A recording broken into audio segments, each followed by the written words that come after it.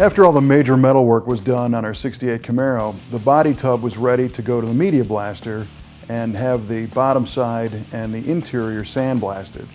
We don't like to media blast the entire car because we feel that using regular hand-operated DA sanders, we've got more control over stripping paint off of the outside surfaces, and we don't have to worry so much about panels getting warped. So we taped off the areas we didn't want blasted and shipped it off, and when he came back we found that most of the car looked just fine. You nearly always find new holes, pinholes, rusty spots after the media blast process. In our case, the biggest offender was a patch on the dashboard, which had some pinholes that revealed themselves after blasting. And the fix was to cut the rusty section of metal out, and we took a portable Eastwood sandblaster and kind of cleaned out the rust area inside the hole, and then made a patch to fit. And before we welded the patch in, we loaded that area with some weld-through primer to keep things from rusting inside, and then MIG welded that patch back into the dashboard and ground it clean so that when it was finished, it was an undetectable metal repair.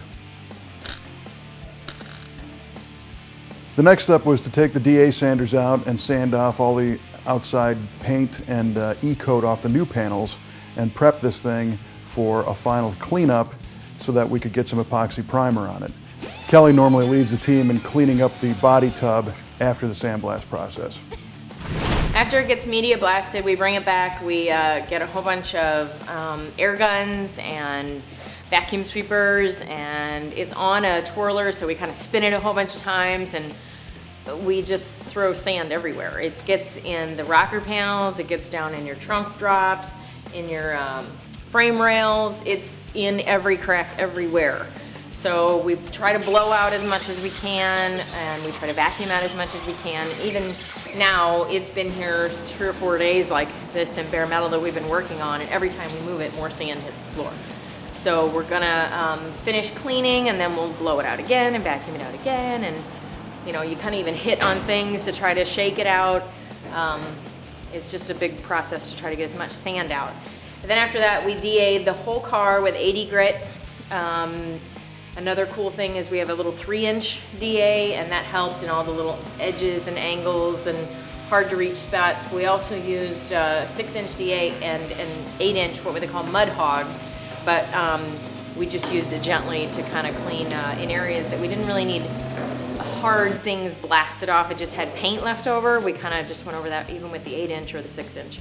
But the 3-inch was a very handy tool as well. After the Camaro body tub was perfectly clean, the plan was to spray some black RM EP769 epoxy primer over the whole tub. I put 2 coats of this down, and I don't have to put any edge primer or anything. It'll stick to itself, and then after it dries, I can do Bondo and everything right over the top of it. Our painter Nathan attacked this project using a new spray gun that we got from 3M, which uses a disposable tip. It's called an AccuSpray. Oh, this thing, I love this gun. This is the 3M, I think it's AccuSpray gun. These tips are good for about 10 uses. Pops off here. You can clean it about 10 times, then you can break out a new one. And they're great for primer. They reduce the overspray dust on the floor because the transfer efficiency on them is like 98%. That's great. After that epoxy primer had cured, Nathan took the opportunity to do some body work to the bottom side of the car. The epoxy makes a nice barrier that you can actually do body filler work right over the top of it.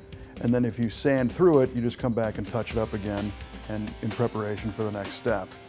In our case, once the bottom side was perfectly smooth, Nathan brewed up some 55 series base coat from BASF and blacked out the whole bottom of the car. And then that was followed by some 3M body chutes, which is a rubberized undercoating designed to keep this from chipping and to protect the bottom of our Camaro from the elements.